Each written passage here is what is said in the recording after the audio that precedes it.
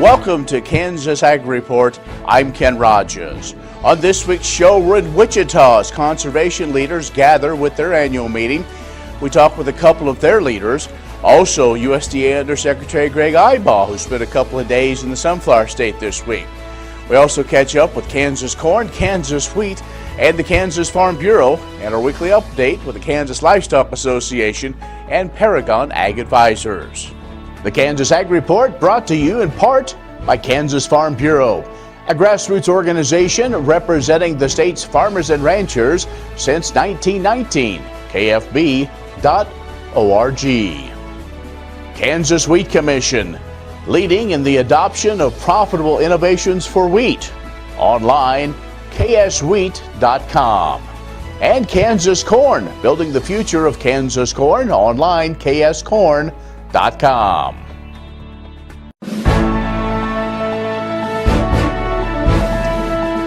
Well, if you drove to see family over Thanksgiving, you probably still saw crops in many fields. According to USDA, harvest is well behind schedule, with corn harvest just about wrapped up, except in north central and northwestern parts of the state. Now, winter wheat planted in those areas, but the southeast part of the state has an incomplete as of last report. Well, USDA and the Food and Drug Administration agreed to a joint regulation of cell-cultured food. The announcement follows a public meeting from last month featuring discussion on how to best regulate cell-cultured or so-called lab-grown products, some call fake meat. Feedback from the meeting suggested a joint regulatory approach. Now, FDA will manage cell collection, cell bank, and cell growth and differentiation. USDA will take over during the cell harvest stage, then oversee production and labeling of cell-based meat products. The two agencies will work out some technical details on collaboration and information sharing. And delegates from the U.S. ag industry were in Cuba earlier this month for the Cuba U.S. Agriculture Business Conference, and a couple of Kansans were there as well. The 20 participants met with Cuban government officials and farmers. About 30% of Cuba's land area is currently used for farming. Cuban farmers don't have access to some late technology, equipment, and inputs. And much of the food for Cuba's 11 million people and 4 million annual tourists must be imported. About 30 million bushels of wheat, which comes primarily from the EU and Canada. Now, there are many advantages of importing food from the U.S., most notably the proximity in terms of getting high-quality food in a timely and freight-efficient manner. Well, that's news on the Kansas Ag Report.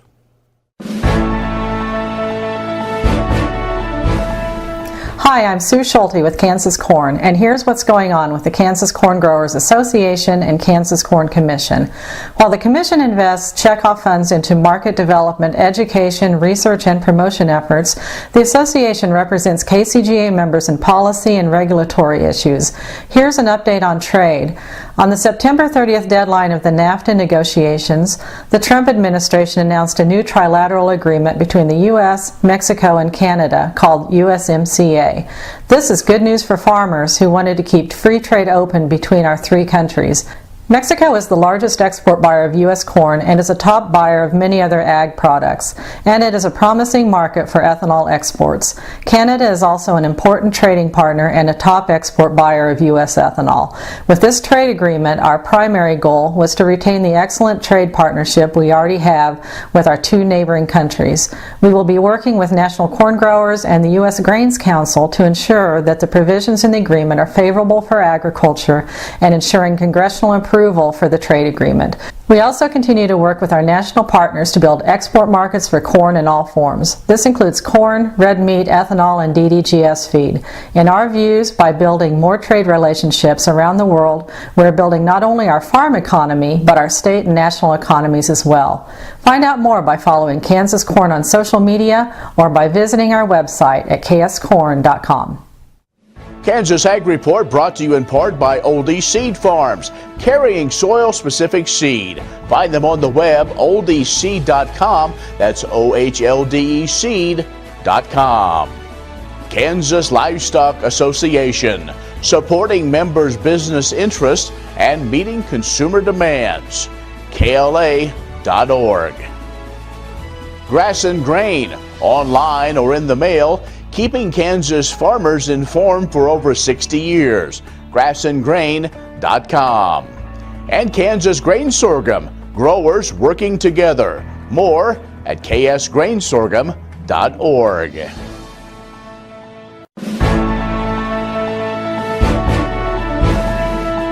We're in Wichita, the Kansas Association of Conservation Districts annual meeting going on. Greg Ibaugh, Undersecretary at USDA, is here. Greg, of course, native of Nebraska, but spent time in D.C. I guess not much time. You've been traveling all over the country. Yeah, last week was my year anniversary of being Undersecretary for Marketing and Regulatory Programs.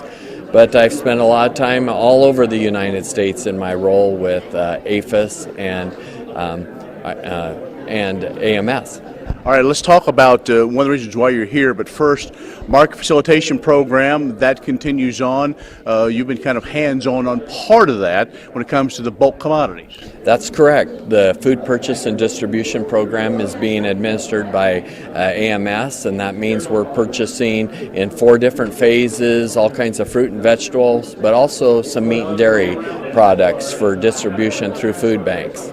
And also, I understand you're going to spend a couple days in Kansas. Cattle Trace, one of the new traceability projects that Kansas is going to be one of the leaders of starting this. Yes, and animal disease traceability is one of my priorities after coming to USDA. You know, as we're looking at what's going on with African swine fever in China, more important to know that disease traceability is very important to our livestock industry, both beef and swine as well as poultry. And so we know that pork and poultry have gone pretty far in the traceability system. Beef needs a little bit of help to gain acceptance, and so Jackie is doing a pilot project. Secretary McClaskey has been very good about looking forward and being a big partner. All right, you're here at the conservation meeting, folks all over looking at things like that. That's another one thing in your purview. What's the message you're bringing from Washington? So this is part of the One USDA concept. I'm not necessarily in charge of conservation. That's Bill Northey, the former Secretary of Agriculture from Iowa's. He's the Undersecretary there. But just, you know, continuing to bring the message of a more effective, efficient, customer-focused USDA to the country. All right, so in another one of your roles in the marketing, I tell you, it seems like every day we hear about China in the news, on again, off again. Extremely important market to especially Midwest farmers. That's right, and we all know how important China is, but we also know that for years we've struggled with China's on again, off again. Sometimes they let corn in, sometimes they let grain sorghum in, then they stop it, and they're not the while being important, they're not the most reliable customer. And so, you know, we want free trade, but we also want fair trade, and so that's part of what the president is trying to accomplish. You know, if we have made China such a good customer with unfair conditions, can you imagine where they might go and where we might position ourselves if we actually had fair trade with China? All right, Greg, always good. Glad to have you in Kansas. Well, it's good to be in Kansas. Greg Ibaugh, Undersecretary for USDA, joining us. Stay with us. We'll have more coming up. Kansas Ag Report brought to you in part by Kansas Farm Bureau, a grassroots organization representing the state's farmers and ranchers since 1919.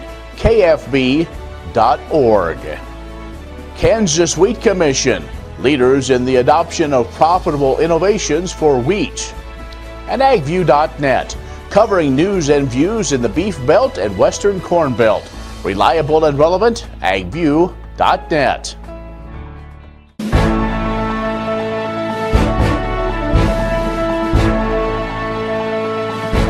We go back to Wichita and the conservation meeting. Visit with Bill Simonson from Lakin. He's the president of the KACD, and Dan Meyerhoff, the executive director. We asked Bill what happens when this group of folks get together. Well, this is, of course, the Kansas Association of Conservation Districts, so it's a meeting of all 105 districts in the state of Kansas, and this is where we recognize individuals, give them some awards, and we do the KACD business. And where resolutions are introduced that guides the board on how conservation districts want to implement conservation. There's be 525 supervisors across the state, and it's all locally led, incentive-based, voluntary conservation. Dan, you serve as executive director. You speak for those local associations and the state board, like in Topeka, and represent. Talk about some of the conservation issues that you deal with to try to help spread that word. Well, one of the things we look for is, funding for conservation practices, looking for, ways to help producers implement conservation on their farms, whether it be no-till, whether it be structural practices, whether it be planting cover crops. And all this is to, reduce soil erosion, improve water quality, reduce sedimentation in federal reservoirs, and all of the above. All right, so as we look to the next legislative session, is that going to be the top priority the message you will get is working on continued funding and support as best you can from the state level? Oh, absolutely, absolutely. And plus the fact of just, making sure that everybody understands the role that conservation districts play at the local level, and making sure that we are addressing, the resource concerns, that exist in each of the counties in the state. Bill, let's talk about the impact that conservation has had on your operation out in Southwest Kansas, and maybe how you got involved and how the house developed just through your involvement. Oh, absolutely. Over the years, I took over the farm basically in about 1982 from my dad, and before that time, he implemented a lot of practices, terraces, mainly terraces back in those days. But since then, we put in more terraces, waterways. We've implemented some no-till into our operation and minimum tillage, and so and a lot of these activities were through the conservation district with cost share.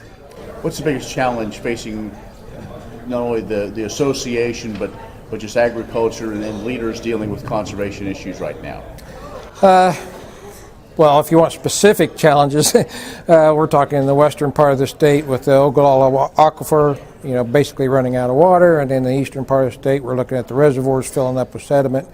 So water is the big issue, and then other is soil health. We need to improve our soils so we can raise our crops, and those are the big challenges. Dan, as we look, you mentioned maybe folks don't know exactly what that local efforts are for conservation on the county level. Tell us about that. Tell us about how some are doing some outreach efforts. Well, you bet. And Bill's a prime example of that. His local conservation district and two other conservation districts out there in the western part of the state recently had a soil health conference called the Bottom Line Conference. Had over 100 folks in attendance. And that's one of the things that we're looking at conservation districts doing more and more of, is holding soil health field days, range health. Outreach is one of the strengths of conservation districts, because they're at that local level. They can get into the school system, talk to kids, field days for producers, and we're going to increase those efforts both as individual conservation districts and an association here over the next couple of years. Well, it's meeting season, and we'll have coverage from several state meetings over the next few weeks. Stay with us. More coming up on the Kansas Ag Report.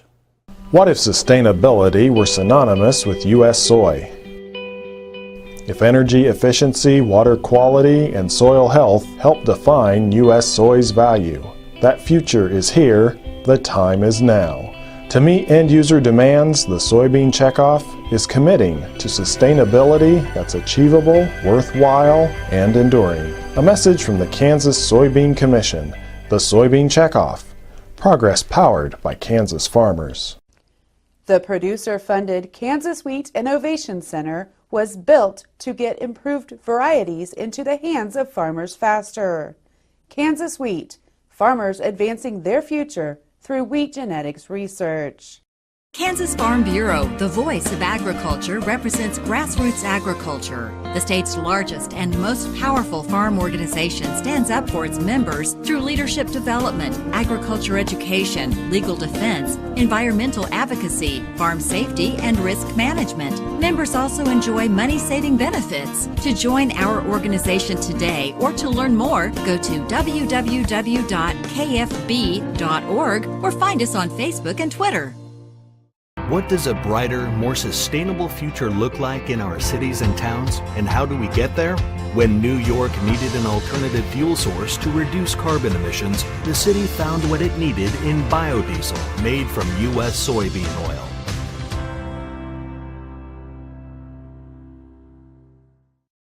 Many seed companies claim to offer the latest genetics, but how many have tested those genetics in soils just like yours? The Oldie Seed Know to Grow research program has fully tested the latest seed genetics in soils that are right in your neighborhood.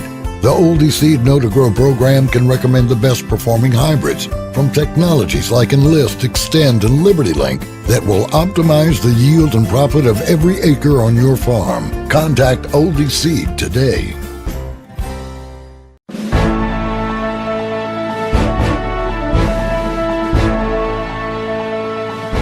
Well, we also ventured over to Manhattan and sat down with Erin Harrys with Kansas Wheat to get some thoughts on this fall and the challenges in getting the last of that winter wheat in. We had snow in early November across the state, and that kind of compounded issues with the rainfall we've had, the third wettest October in Kansas history. So planting is behind schedule, and what was in the ground is slow to emerge and come up, and the cold weather on top of that is really slowing things down. So I think planting is really going to come to a stop for wheat planting for this year. So ultimately we're going to have acres that intended to be planted to wheat that aren't going to be planted anymore. So farmers only have so much time available to them, and right now the priority is finishing the fall harvest. There are a lot of soybeans and sorghum and corn out there that still hasn't been harvested, and some of these wheat acres would have been planted after the soybeans had been harvested in the same field. So since those fields are now covered in snow, we have to wait for the snow to melt, we have to wait for the fields to dry up, harvest those soybeans, and just won't be enough time to plant wheat. That's Erin Harrys from Kansas Wheat. You're watching the Kansas Ag Report. What does a brighter, more sustainable future look like in our cities and towns, and how do we get there? When New York needed an alternative fuel source to reduce carbon emissions, the city found what it needed in biodiesel made from U.S. soybean oil.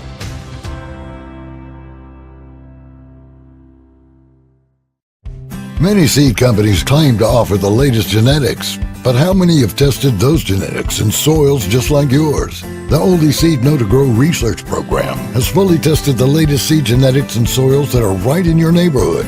The Oldie Seed Know to Grow program can recommend the best performing hybrids from technologies like Enlist, Extend, and Liberty Link that will optimize the yield and profit of every acre on your farm. Contact Oldie Seed today.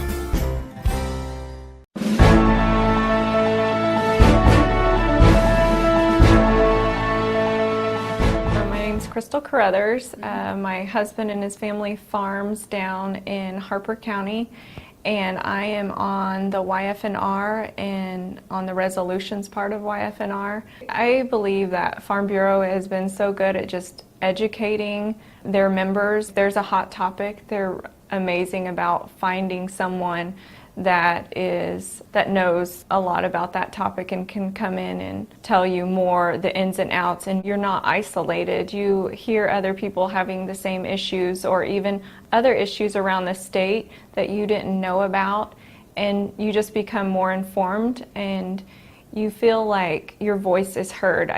I've seen that a lot on resolutions. All of our submissions or policy changes came directly from members, either online or at listening posts. Small or large, no one's prioritized over one or the other. Your voice is going to be heard either way.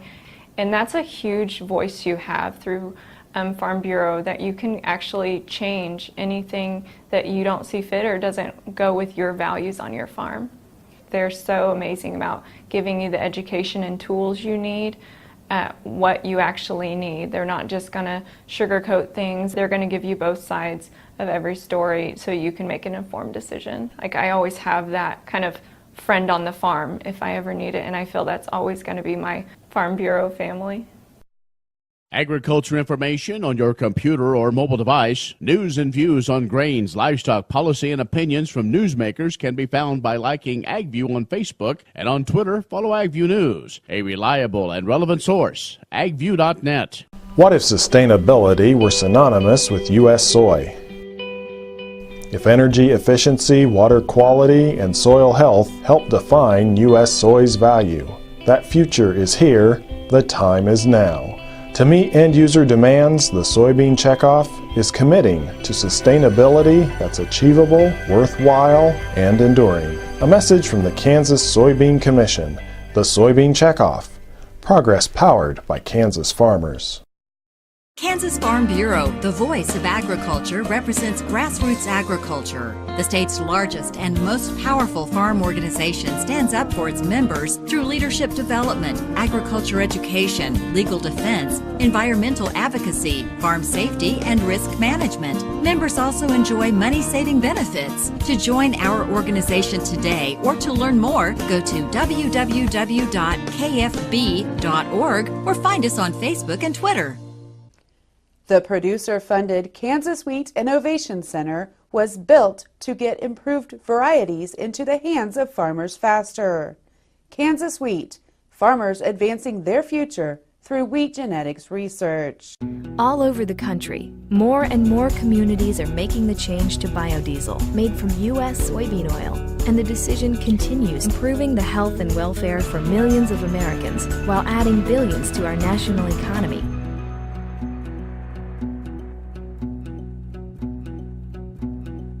What does a brighter, more sustainable future look like in our cities and towns, and how do we get there? When New York needed an alternative fuel source to reduce carbon emissions, the city found what it needed in biodiesel made from U.S. soybean oil.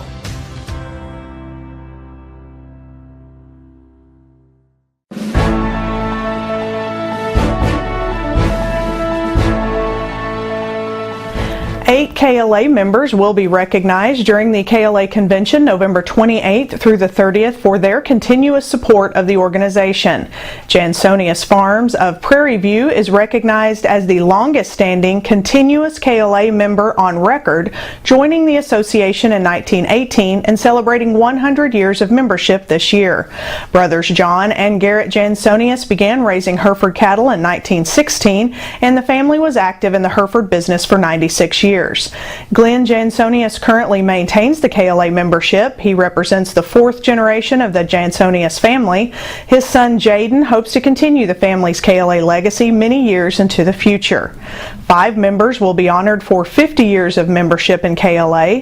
Those who joined in 1968 were John Atwater of Netawaka, Paul Hayes from Mullinville, Pat Ireland of Muskota, Lau Charlet Ranch near Hanover, and Sublette Feeders.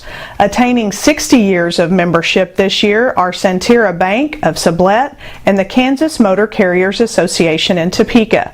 KLA currently has 104 members who have been loyal to the association 50 years or longer.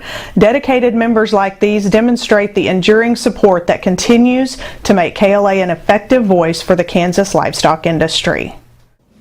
The Kansas Ag Report brought to you in part by Kansas Farm Bureau, a grassroots organization representing the state's farmers and ranchers since 1919, kfb.org.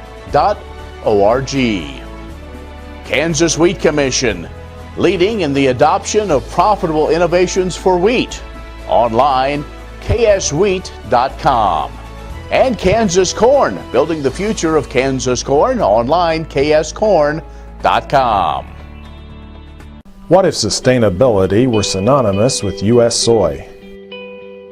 If energy efficiency, water quality, and soil health help define U.S. soy's value, that future is here, the time is now. To meet end-user demands, the Soybean Checkoff is committing to sustainability that's achievable, worthwhile, and enduring. A message from the Kansas Soybean Commission, the Soybean Checkoff. Progress powered by Kansas farmers. Kansas Farm Bureau, the voice of agriculture, represents grassroots agriculture. The state's largest and most powerful farm organization stands up for its members through leadership development, agriculture education, legal defense, environmental advocacy, farm safety, and risk management. Members also enjoy money-saving benefits. To join our organization today or to learn more, go to www.kfb.org or find us on Facebook and Twitter. The producer-funded Kansas Wheat Innovation Center was built to get improved varieties into the hands of farmers faster. Kansas Wheat, farmers advancing their future through wheat genetics research.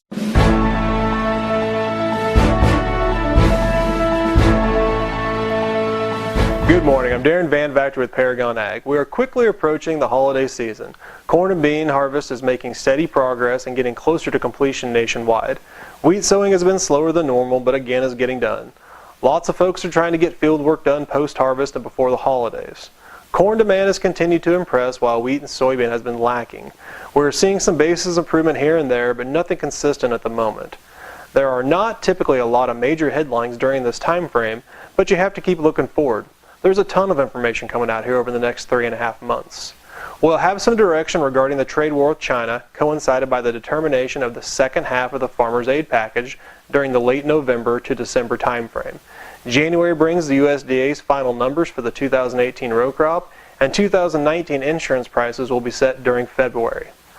All the while, a close eye should be on South American weather and production. You might be wondering why all this information is important.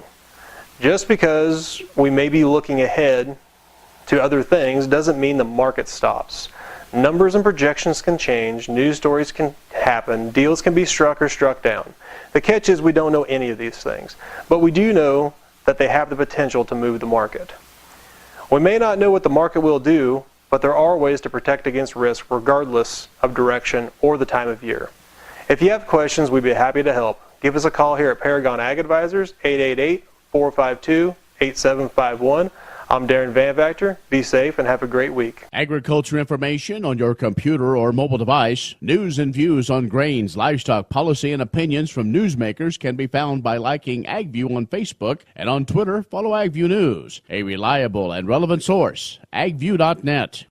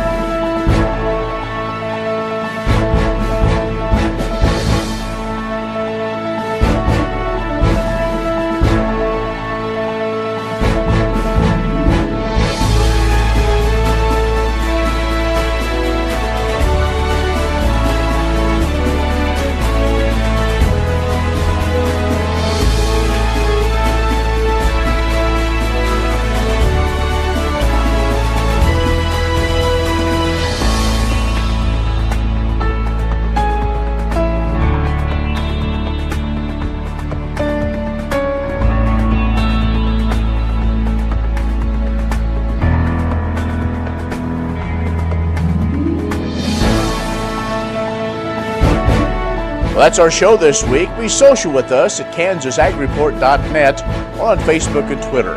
Also, the show's in podcast form, castbox.fm, search Kansas Ag Report. Well, at this time of Thanksgiving, we thank you for the positive feedback we're receiving on the show, and we always welcome new viewers. If you have questions, comments, or suggestions, get in touch with us, KansasAgReport.net. I'm Ken Rogers. Thanks for watching the Kansas Ag Report. We'll see you next week.